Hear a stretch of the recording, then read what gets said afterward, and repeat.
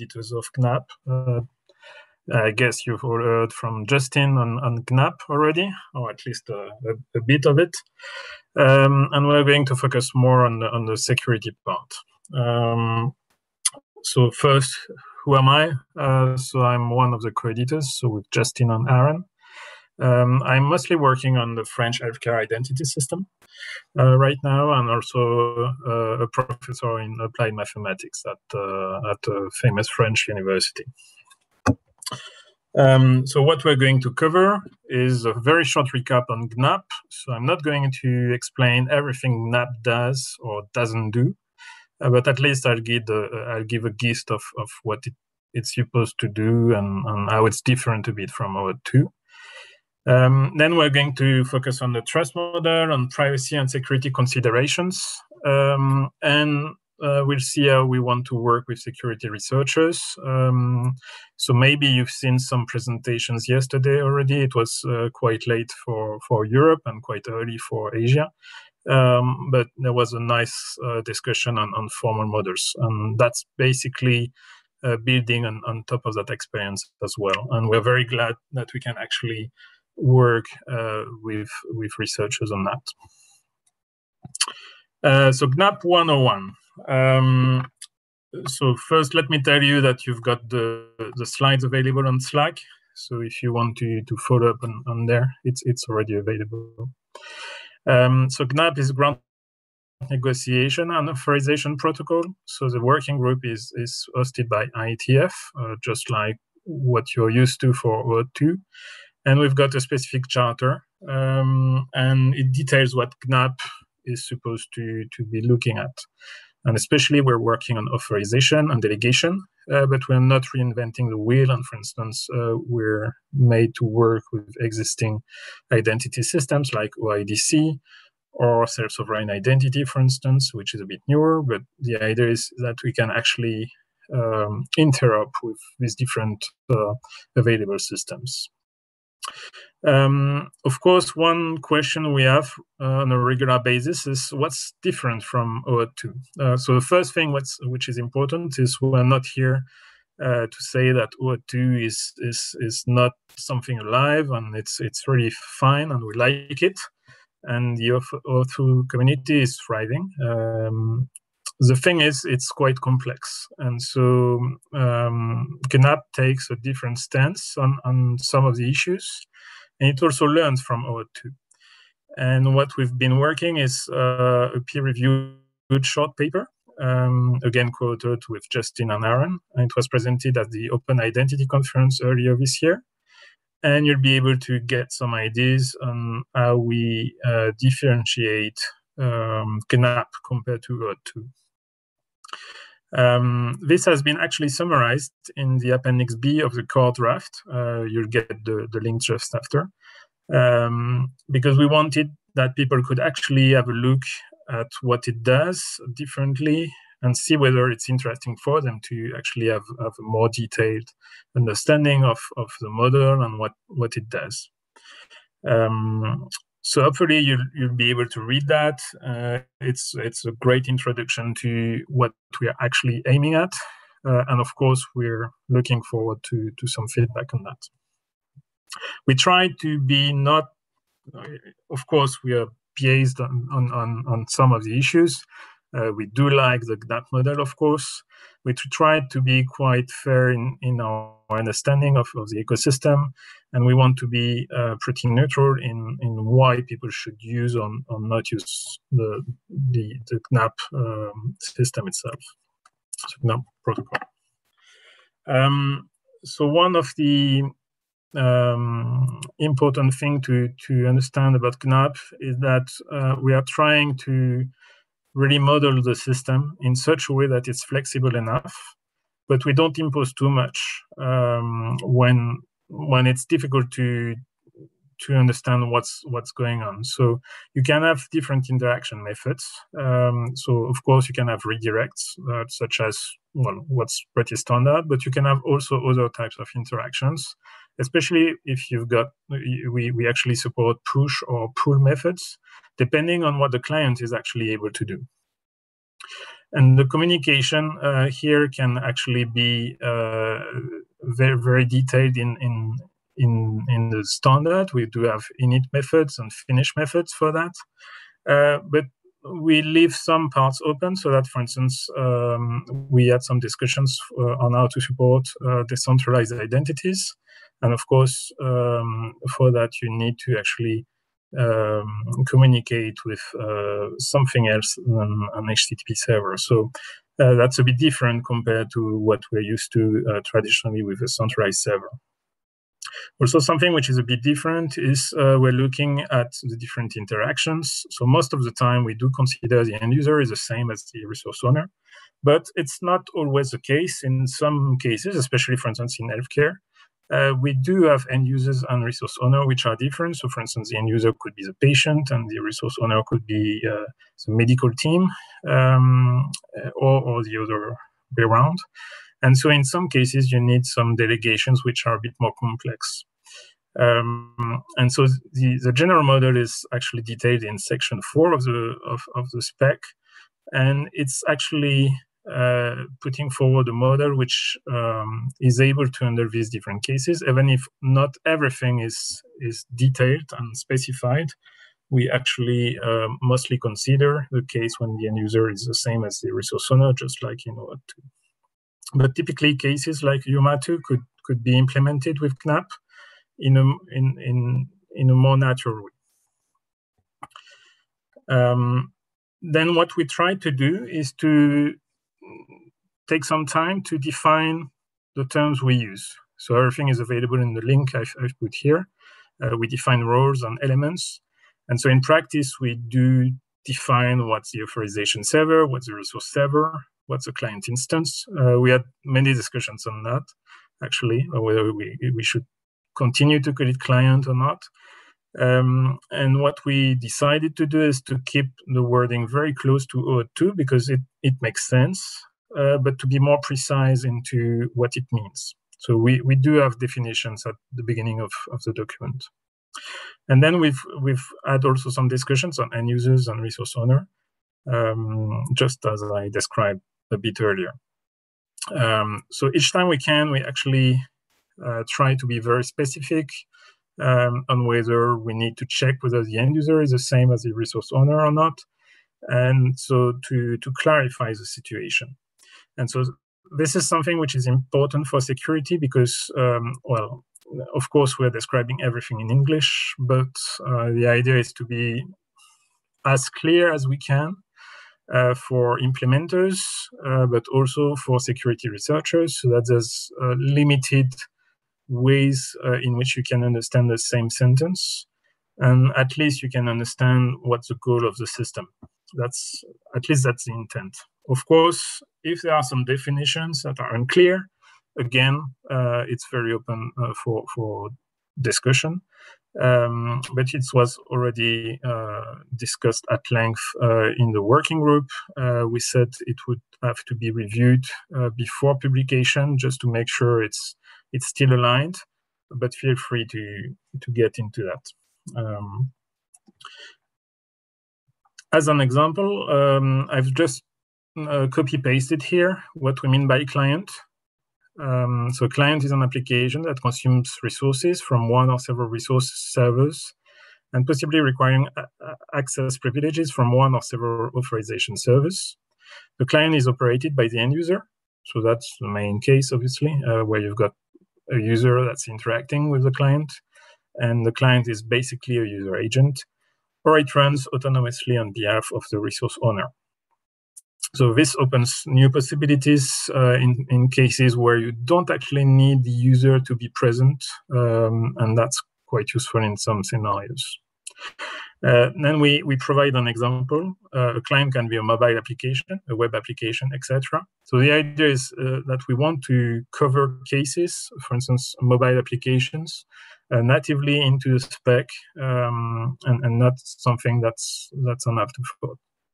And then we put some notes. That's very specific to GNAP here. What we decided to do is to discuss, talk about client instances and not client only. A client instance is basically identified by its private key. And the idea is everything in GNAP is based on cryptography in general. And then the software running the instance, the client software is a different notion. So we wanted to be very specific on that as well. And in some cases, you could have many instances of a software, and then each instance is meant to be used with a different key. So the key is basically the identification of your client instance in that way. And that's one of the big difference with OAuth 2. And we'll see in some scenarios that it matters quite a bit.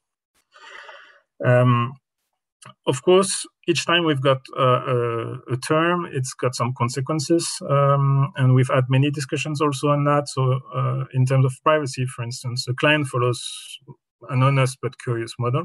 So you get some tokens, obviously, at some point. And what we do in the core spec is we consider that tokens are actually opaque to the client. This was actually discussed. The answer is yes, it's opaque to the client, but we do have some RS extension that adds more possibilities, and depending on use cases, you can actually negotiate the format and so on. So it's not limited, for instance, to JOT, and you can have actually different types of token formats that are supported. Then in terms of security, the client may actually belong to an attacker, or it may be vulnerable as well. So we don't assume that the client is something that we can trust without even looking at it. Again, there has been discussion on the working group whether that's what we should do or not. It doesn't seem reasonable to not take into account. I mean, in real life, you do get attacks on a very regular basis on clients. Usually authorization servers are much more secure because you've got a limited list of that and you can check a lot more easily. And so relying on secure clients is not a viable option. At least it's not something we assume in a protocol. We don't assume that you've got a secure element. And of course, an honest client needs to protect its keys.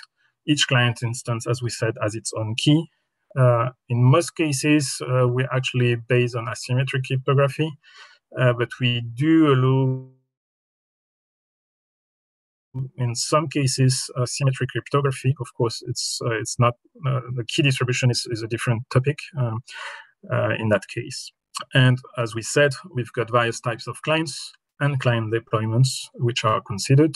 So it can be a web application, it can be SPA, it can be mobile applications, and it could even be an IoT device with very limited capabilities. And for instance, in that case, you cannot redirect. You just, in some cases, have only poll possibilities, and then a GNAP is able to manage that. Of course, there are limitations in that case, but it's the best we can do.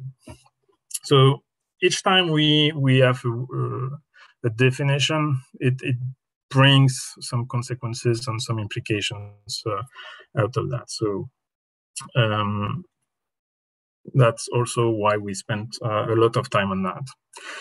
Currently, we've got two drafts. We actually separate between the core draft, which is in version 8, and the RS extension draft, which is at version 1. So obviously, the core draft is a lot more mature than the RS draft.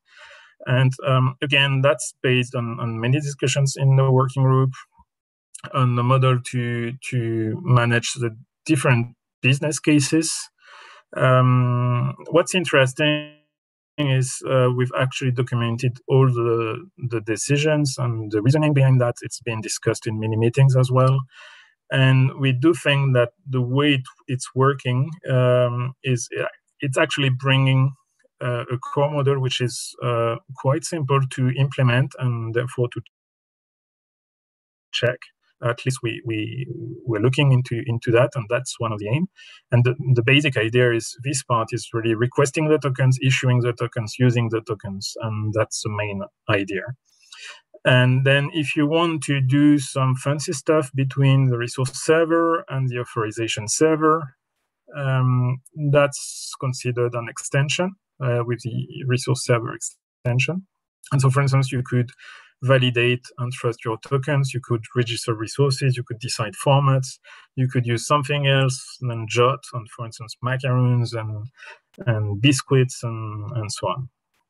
So you're not limited to a default behavior, you can extend it, but the basic reasoning behind what's an authorization server supposed to do and what's a client supposed to do is well defined and small enough to be able to manage it, to be able to be managed easily. To be able to publish a draft, so of course it's not done yet. It's only a draft. We're actually relying on some additional specifications. So you've got the full list of references into the spec. And there's a few of them which are interesting. The first thing which is interesting is RAR. So you can actually define your resources in a much more granular way. So that's already available in OAuth as well, but it's something we reuse. So it makes also the transition between OAuth 2 and GNAP a lot easier. Second thing we're using is HTTP message signature. So Justin has been providing a talk yesterday on that. And it's a very nice extension to HTTP and to the new capabilities you've got with headers that have been introduced last year.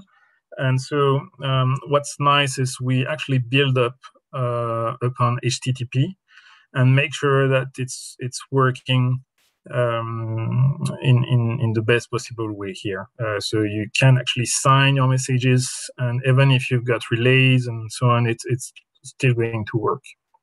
So of course it's very new, and so it's not the only mechanism that you can use to actually bind your messages to, but it's a very interesting proposal here. And the last part is sec event. We wanted to have subject identifiers in a consistent way. And so you see here an example of a subject identifier.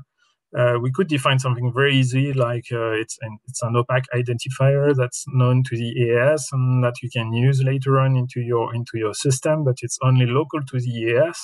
Or you can have something that's that can be referenced differently, like deeds, for instance. And so you can alleviate different types of identifiers into the system. And what you see here also is ID tokens, because we want it to be consistent with OIDC as well. You can also include other types of assertions. And typically an assertion will tell you that the user has been logged in, for instance. Something important, I think, is that you're all welcome to participate for feedbacks, for issues and pull requests. So if you don't know how to use Git, which is the basic system we're using, and especially GitHub actually, so to make it easier. Issues are the way we discuss about specific ideas or problems that we want to implement. Pull requests are the changes that are applied to the main draft, and feedbacks can be either well, usually it's on the mailing list, on the IATF mailing list. So I've put here the IATF mailing list, so you can subscribe if you're interested.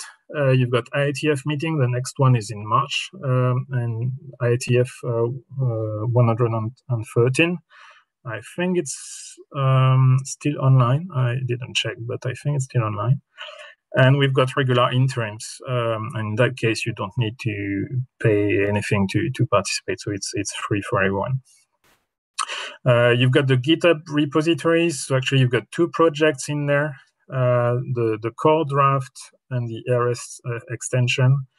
And what's interesting here is that we want to provide full transparency into decisions and changes, so you can get the audit trail of everything that's been discussed.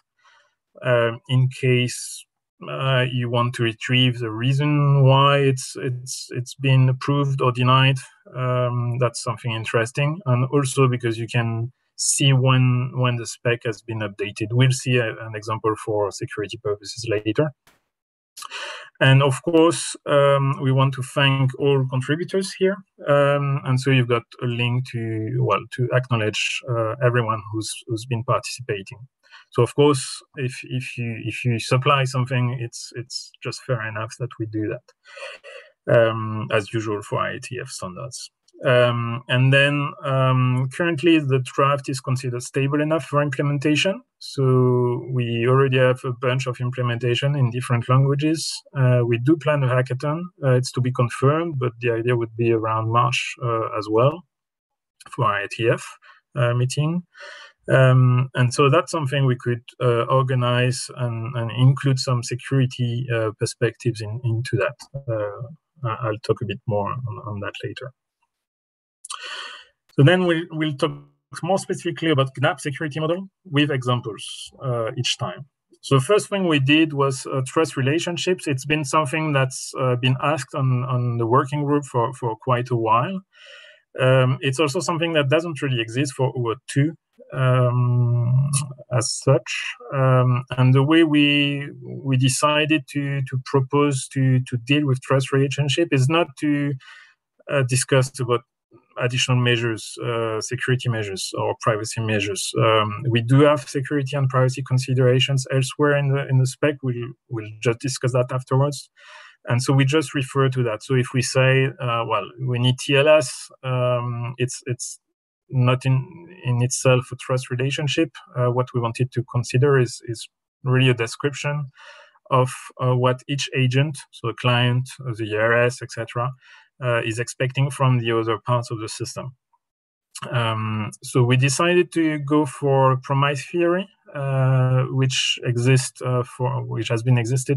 existed for a few years already, from Mark Burgess, is the founder of CF Engine originally, and he's written a book on that, which is available freely on the internet. You've got the PDF available. And it's actually compatible with prior definitions of trust, like ISO definitions, which date back from 1996. But the nice thing about that is that it's also including threats into the system. You've got extensions to define what it means if a part of the system can't be trusted anymore, for instance, and you can actually get a full algebra of agent expectations based on what other agents are doing. So typically with definitions of trust that you find, usually you're just going to say A trust B for action C. That's interesting, but the thing is, since it's a multi-agent system, as soon as you're not able to trust anymore, the entire trust relationships are falling. So what we wanted to do is to have something more realistic, and that's what promise theory is providing, plus some mathematical notations, which are interesting. And I've put here the main ideas. So you've got states of the world for the agent based on assessments of other agents' promises, and is doing his own promises to external agents as well. So it's a way you can actually describe what each agent is actually doing. And so in practice, what we've done is in the core protocol in section 1.4, we actually detail the promises between the different couples, actually. So end user, resource owner, end user client, end user authorization server, etc., etc.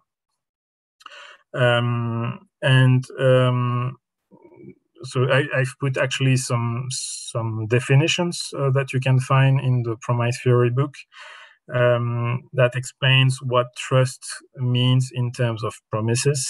And in practice, I think it's a lot easier if I show you an example here in the spec. So we didn't use in the spec the mathematical notation. We remained very, very light on the formalization. But for instance, for the end user client, we decided that we needed to define what each agent is expecting. So client acts as a user agent, and then you've got different technologies, and some interaction may or may not be possible. So for instance, in most cases, we're working on redirects, but for small types of clients, it's not possible. And in that case, you might have polling, for instance. And then usually end users would expect that it's implemented according to the specs and to the recommendations in terms of security and privacy. But they might be attacked by someone, and they might not even realize it. So this has also practical implications for our modeling later on. Then we've got privacy considerations, which are modeled after RFC 6973. So the idea was to get something which is well known, and map the different parts and see what it means specifically for the protocol. So for the client, for the authorization server, for the resource servers, and see what it means for surveillance, for stored data, for intrusion, for correlation, and also for disclosure. And so you can find these descriptions. Again, I'm just going to put an example, then you can look at the rest of the draft, just to show you that, for instance, for correlation by resource servers, we actually try to do to provide some examples which are easy to understand for everyone. So, for instance, here we're discussing company cafeteria menu. You don't actually need to know the identity of people. You just need to know whether the guy is actually an employee or not. And so that, because in practice, we see a lot of people that are actually putting identifiers within the tokens, and it's not needed in some cases. So it really depends what you want to do. And again, another example with people over 18, for instance, and if people understand the way it's done, it's nice, but it can also you could have some impersonation issues in some cases, depending, of course, on the type of claims you're providing and the type of proofs you're providing. So we each time try to be very pragmatic and to have some examples which can be understood by everyone. Security consideration next. Well, again, that's wisdom from practitioners. It's not based yet on a formal model. That's basically what we're trying to. Basically, what we're trying to improve. So we've got many subsections, and if you read them, you'll see a lot of the ideas that are at the basis of GNAP. That you need keys to actually provide an identity for your different system parts. That we're using HTTP, that we're using TLS for transport, but it's not enough to actually protect your messages as such. And so that's why, for instance, we've got HTTP message signatures. We're discussing whether we want to support bearer tokens or only keybound tokens. The main default in the system is keybound tokens for pretty obvious security reasons. But I mean, we're discussing why that's the case, and when we're not forbidding that people use bearer tokens, which have their uses, but in some cases it's been overused, and so we want people to, when they read that, at least get a feeling that it's not a magical solution. And in some cases, you still need to use sessions and so on. So here I've taken a simple example, but we've got some very nice parts, I think. I can say it because I'm not the one who wrote them. It was Justin in that case who did a fantastic job describing the problems that you can face with mutual TLS, but also the advantage that you can get from that. And so it's really what I would call wisdom from the practitioner's point of view. But that's also something which I think can be interesting for security researchers because it gives you the gist and the intuition and the explanation on why we decided to design the system that way. And it's also interesting for implementers, of course, because if you've got some specific settings in place and you want to check whether it's considered secure or not, in some cases, must requirements or should requirements are not easy to understand. You don't really know why this decision has been taken. And so it gives you context into why we're approaching the GNAP security model this way.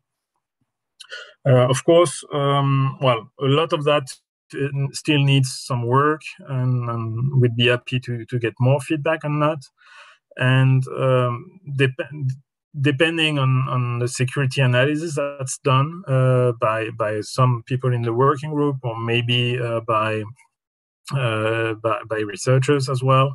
Of course, this can be expanded or changed depending on the feedback you've got. There's some remaining work. The draft is stabilizing, so that's good news.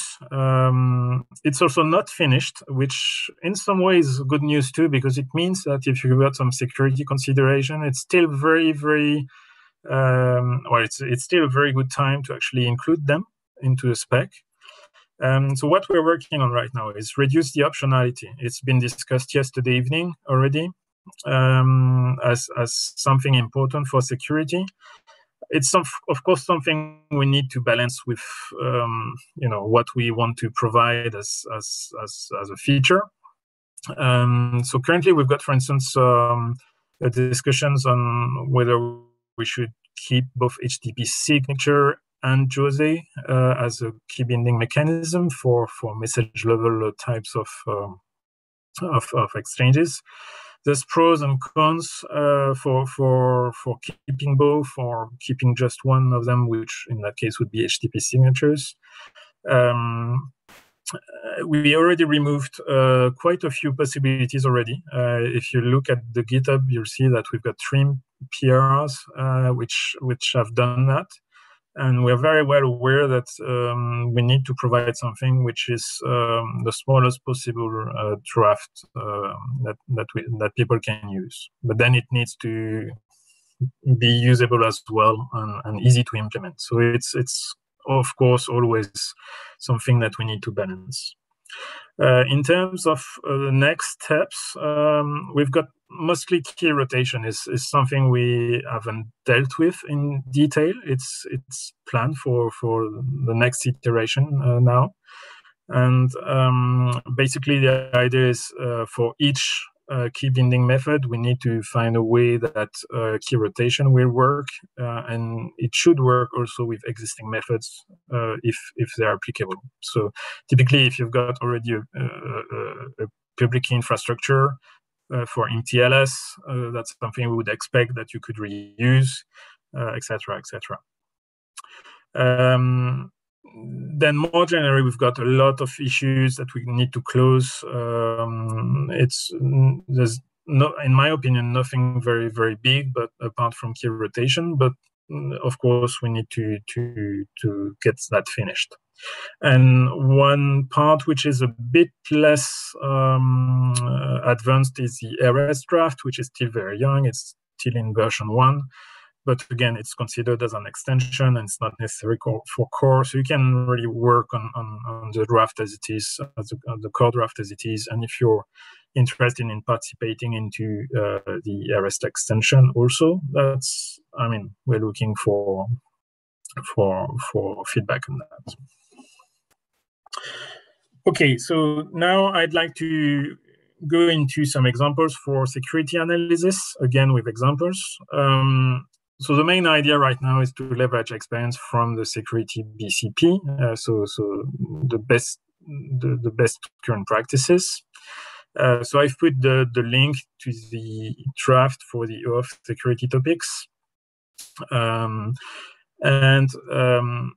Recently, we've had some contributions from Stuttgart University and Chalmers University, mostly master students that have done a very great job. So maybe you've seen yesterday Florian presenting 2 attacks he's been working on. So the 307 redirect attack, which is fairly easy to handle, and the cuckoos attack, which is a bit more advanced. And we'll take the example next of the mix-up attack, which wasn't presented yesterday. It's fairly easy to understand, so I think it will help make the point that I want to make. A question which was raised yesterday, which is I think very interesting, is can we go beyond pen and paper analysis? Yesterday has been presented reprosec.org and CY star, which is implemented in F star, which looks very promising. Personally, I don't know F star yet, but I think it's really interesting. And it's based on the WIM model, which basically provides a description of the system, and you can get some mathematical proofs based on that. So, of course, the first thing we want to do is to leverage what exists in OAuth 2, what we know from that word, and apply that, because most of the attacks are either already entered into the spec because we know it exists, or it needs to be checked. So that's an easy way to start and get something that's on par with OAuth 2. But what would be interesting is look at any new attack specific to GNAP, because we don't have exactly the same model. And so we'll discuss some of that into the next point. So the example that I want to take is a mix-up attack. Actually, the editors were contacted on June the 1st by some Chalmers security researchers. So the email was sent to editors describing the issue and asking whether that was something we should consider or not, whether of course, since the protocol is fairly new, whether their understanding was correct or not. Then the editors, and especially Justin in the case, analyzed it and corresponded with the researchers, just trying to make sure we were on the same line and understanding correctly the issue at stake. In that case, it was fairly easy to understand. I'll show you just later. Then we actually described the issue and we proposed some mitigation at the IETF 111 to get feedback from everyone in the working group. And then a pull request was submitted on June the 9th. So you see, it's just a few days after it's been disclosed to the editors. We let some time to get feedback from other working group participants, and it was merged into the branch a month after. And finally, there was a paper published on Chalmers University's website. In that case, of course, it's not been peer reviewed. In that case, it would take more time to do that if they wanted to do so. But at least you see that the interactions are very direct. It's something that works well. I mean, the delays are very, very fair. Just a month to do everything and get feedback from everyone. And again, I'd like to thank the researchers that have been participating in GNAP for that issue or for others. What's interesting is you've got the full and open audit trail of discussion and changes. So later on, if for any reason you want to understand why that change has been occurring, you can actually get that. So it's something, basically it gives you an architecture decision record as such. and you've got the explanations and the discussions on why this has been done this way. Then, of course, for researchers in academia, it's an opportunity to publish interesting papers under a reasonable time frame. So here, of course, it's not been peer reviewed, but it could be, and you could publish in conferences or even in journals, I think. And of course, our objectives as editors is to fix as many issues as we can before the RFC is published. And of course, the more we can get into that, the better it is. And so that's also something that we want to discuss with the academic community in general. And the example that we have with Chalmers and with Stuttgart are very nice. So just to illustrate this mix-up attack, that's actually something that's inspired by OAuth 2. It's actually described into the BCP paper. And it's something that the two researchers have actually been studying a bit more in detail. Sorry. And then you've got some specificities for GNAP.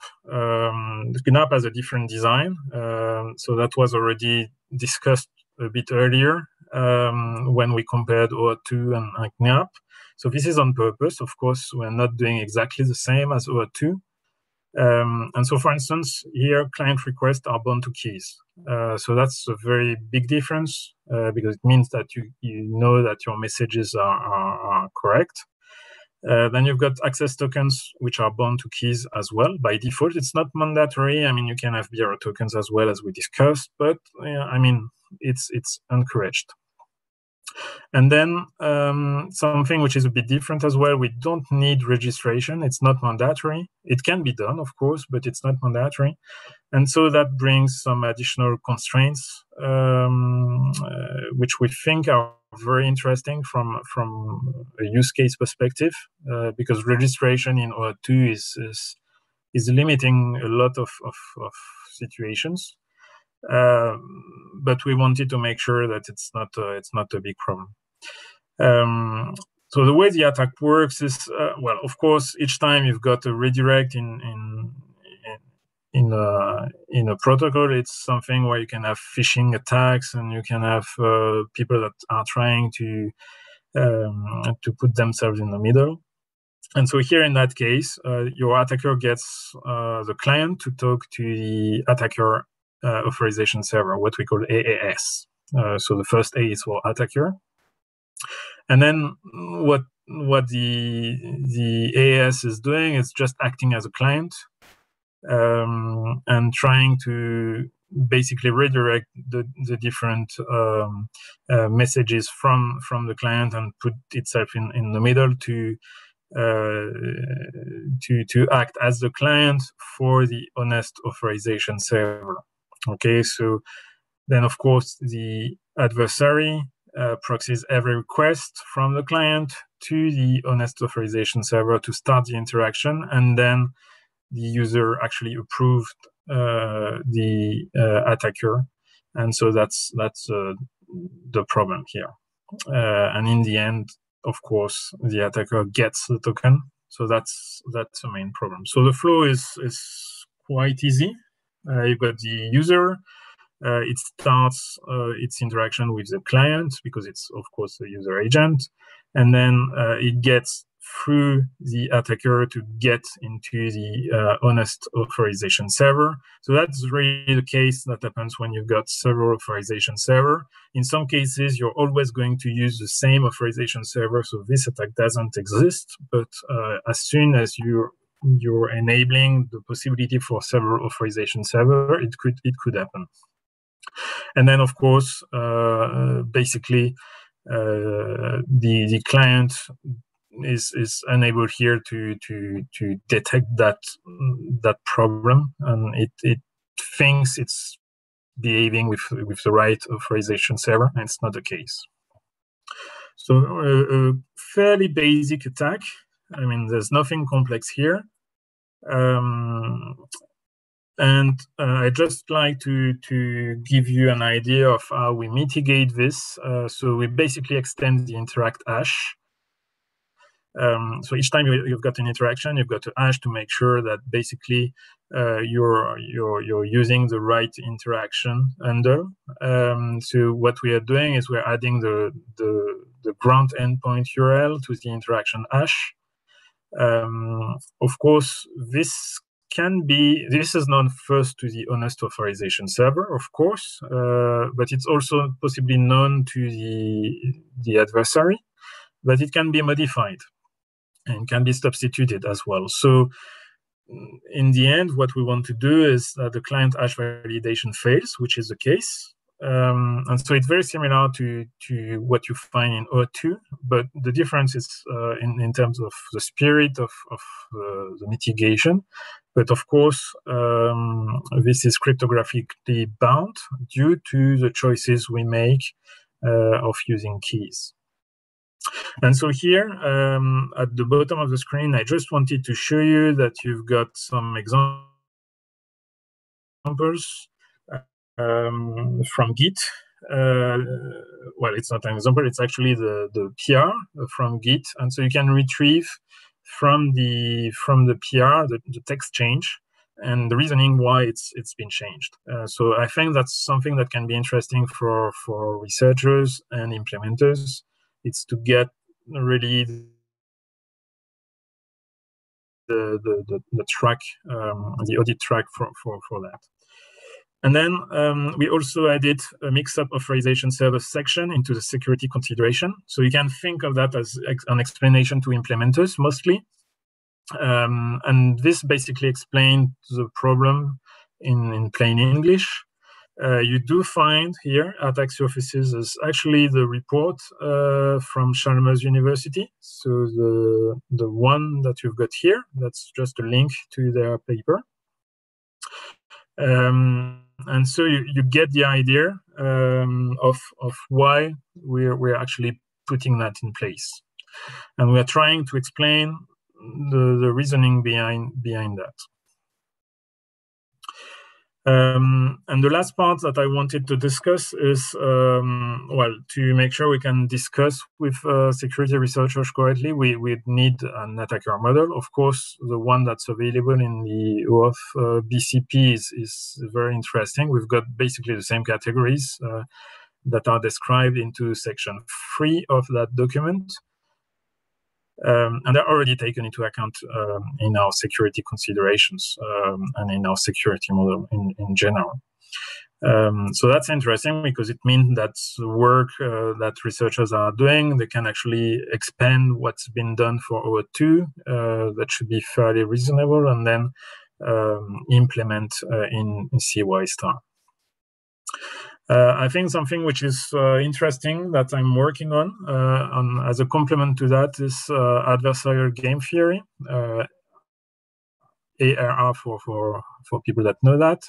So I've put the archive document as a link, and that's really a way to represent the implementer-attacker game as a more dynamic game. In that case, you can have sequential attacks, and basically the idea is to try to know what you really need to implement for your specific use case. Of course, it's really dependent on what you're trying to do, whether it's very critical or not. And the problem is usually there are many assumptions which are taken by implementers, and it's not always clear for everyone what's been chosen actually. And also specs can and will change over time. Even if we try to do the best job initially, that's something normal.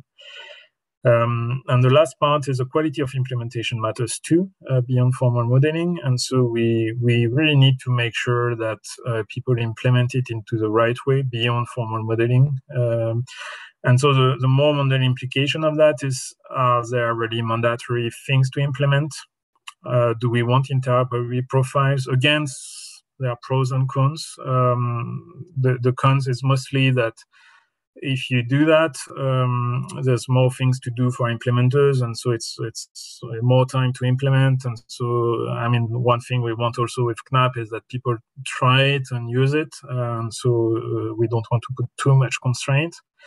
But of course, it could be interesting to define very precisely what's the minimum requirement, and not leave it to everyone's understanding.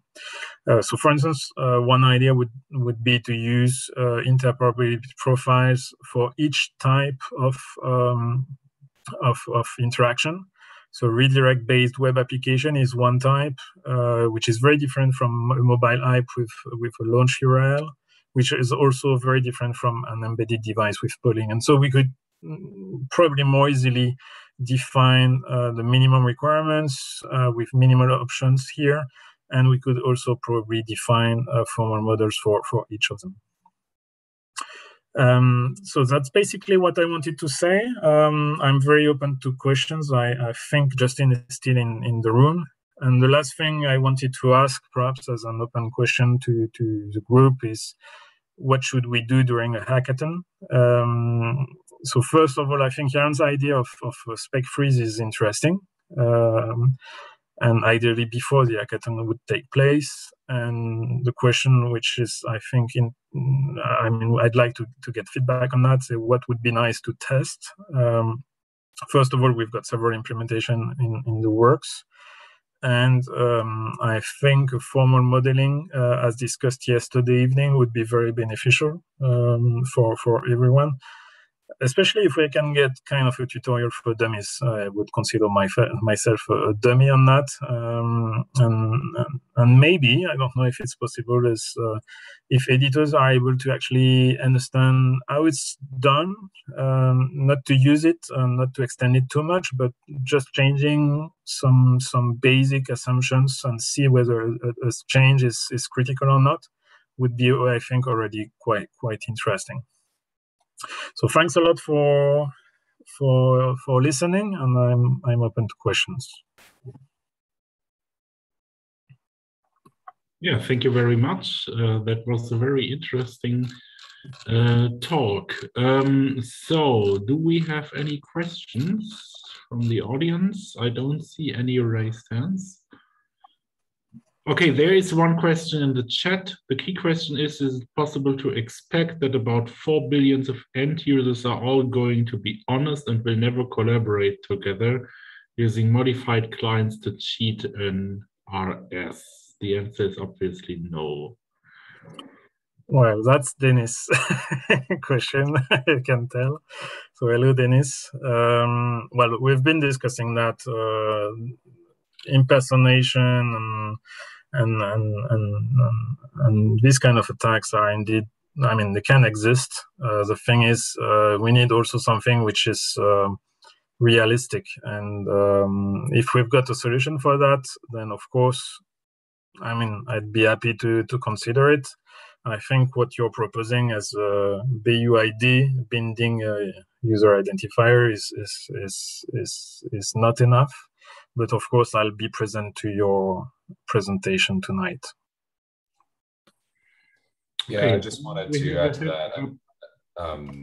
The editors are familiar with the proposed solution. It does not solve the problem of sharing tokens at all. Users can still share tokens if the tokens identify the users. The solution is effectively put a subject identifier in the access token. That's what it boils down to. Yeah. And having a subject identifier in the access token does not prevent me from giving it to somebody else. It merely means that they can impersonate me with that access token. It does not solve the sharing thing. Key binding tokens does not prevent, but does make it significantly more difficult to share access tokens willingly, especially if your client is doing a decent job of keeping key material out of the end user's hands. And that's possible in a wide variety of different ways.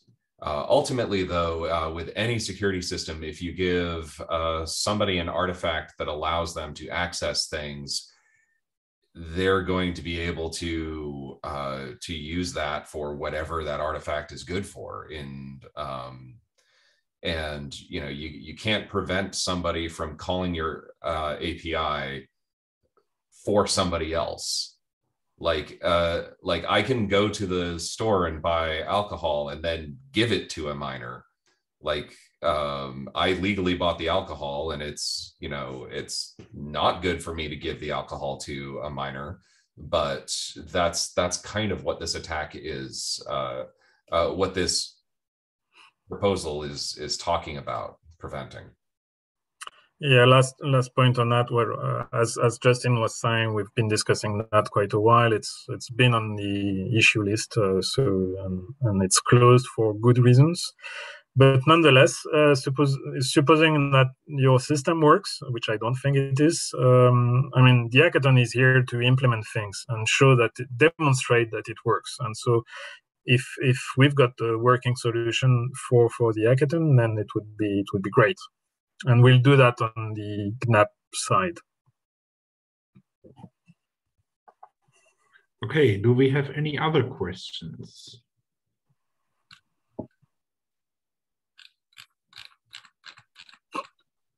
So we have a PSA. After this talk, sessions continue in both this room and room 2. We now open the second room. Yeah, I think as there are no further questions, thanks again for this very interesting presentation. And as part of the ReproSec team, I'm very looking forward taking a closer look at all of this information, and I hope we can do a full formal analysis of all of this. That would be great. We're looking forward to it. I hope so as well. Okay, thank you very much. And yeah, that concludes this this session. So the next up, we again, as I mentioned,